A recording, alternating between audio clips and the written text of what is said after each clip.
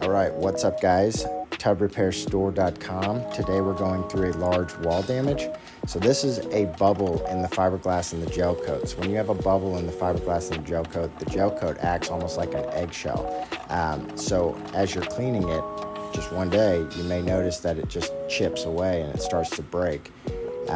If that happens, you really need to clean out, chip away any loose area and really fill out that bubble. So that's what we've done. We've chipped away any loose stuff, and now we're filling it with our glass putty. Now, I'm not trying to make this perfectly smooth. I'm really just trying to fill the void there and just really give it a firm backing, and then we're gonna go over it again with the finish putty, and that's gonna give it that smooth finish. So here, just really working the product into the gap, and then be sure to clean around your area. You want to try to keep your work area pretty clean and tight. One thing to keep in mind, this could have been done with the wall damage kit, even if this was a hole and it didn't have a backing there.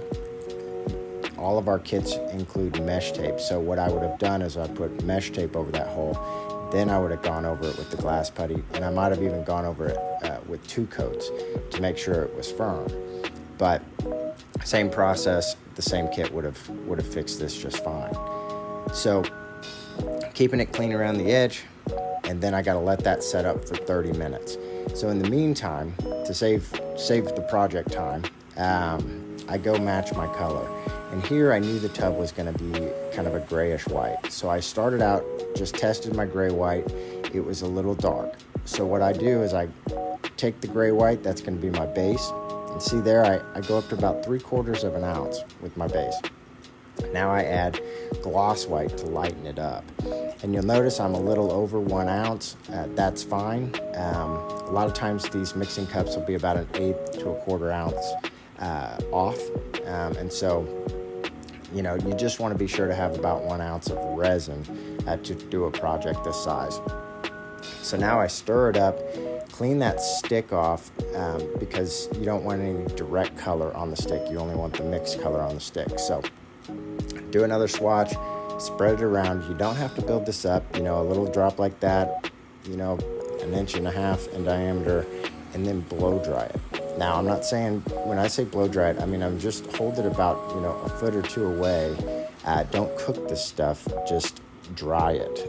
You're gonna dry it for about 30 seconds. It's gonna darken, probably about 5 shades when you dry it, and then see what you got. Here, I needed to add just a little bit more gloss white.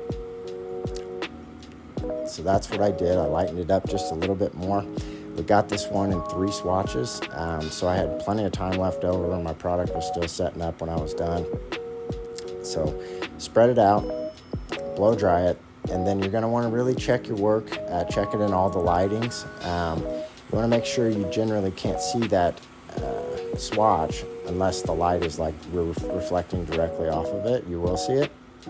So you'll see here, we've got our swatches. You can see the dark one, the little bit darker one below it, and then that top one. That's what you want. You really can't see that until you get the light reflecting off of it. That's a great match. This is going to look great. So next I fill my pre-valve.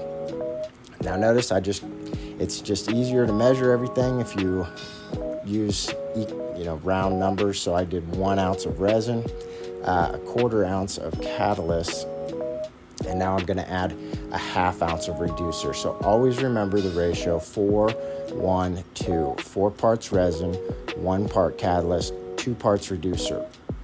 Now the reducer is, you can be a little over, I wouldn't be under, but the reducer, you've got some flexibility a little bit. The catalyst, you really want to keep that ratio pretty straightforward. So you see here, I've got a little less than 2 ounces of mixed product, and I'm going to reassemble my pre-valve. Now what I was showing you there was I took the cap off the end of the pre-valve straw. That's going to prevent clogging. Here also notice that I have the breathing hole will be facing me and the spray tip will be facing away. So the breathing hole, be aware of that.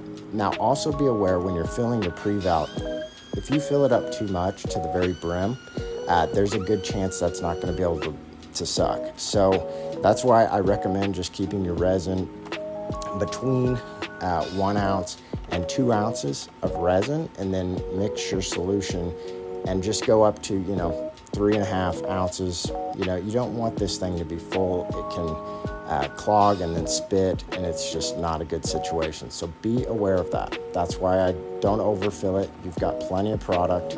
We'll show you at the end of this, I actually had almost 1 ounce of product left, so I didn't even use nearly all of it. I still could have gone a lot more. Now with the finished putty and the glass putty, always be aware of the ratio. Check those ratios that we did with the hardener and the putty.